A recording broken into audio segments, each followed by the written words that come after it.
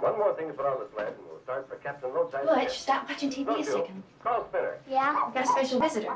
Spinner! Spinner! Now, do you remember when I told you your daddy died in a POW camp? Well, this here is Captain Koons. He was in the POW camp with Daddy.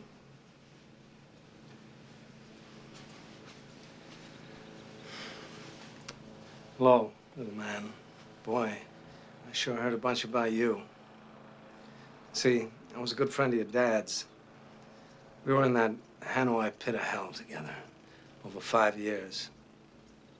Hopefully, you'll never have to experience this yourself, but when two men are in a situation like me and your dad were for as long as we were, you take on certain responsibilities of the other. If it had been me who'd not made it, Major Coolidge, you'd be talking right now to my son, Jim. But the way it turned out, I'm talking to you. Butch, I got something for you.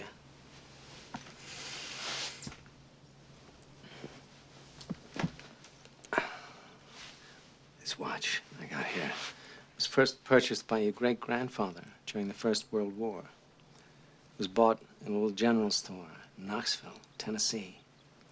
Made by the first company to make wristwatches. Up till then, people just carried pocket watches. It was bought by Private Doughboy Ernie Coolidge on the day he set sail for Paris.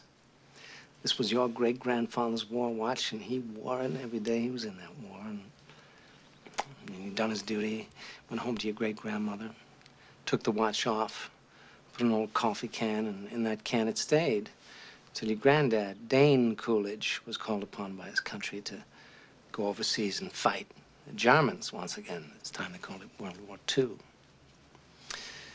great-grandfather gave this watch to your granddad for good luck.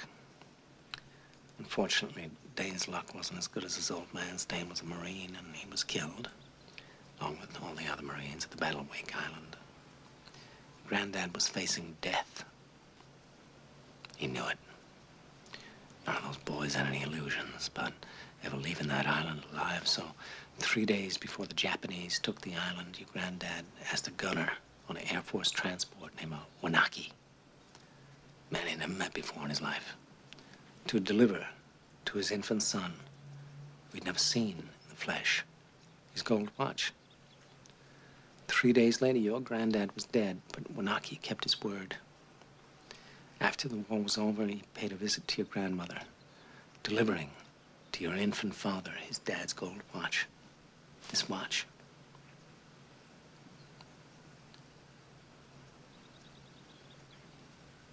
This watch was on your daddy's wrist when he was shot down over Hanoi. He was captured, put in a Vietnamese prison camp.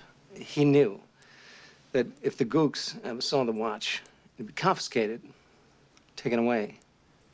The way your dad looked at it, this watch was your birthright. You'd be damned if any slope's gonna put the greasy yellow hands on his boy's birthright, so he hid it. In one place he knew he could hide something, his ass. 5 long years he wore this watch, up his ass. Then he died of dysentery. Give me the watch. I hid this uncomfortable hunk of metal up my ass, 2 years.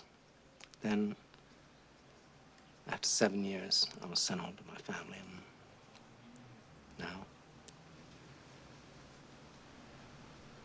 little man, I give the watch to you.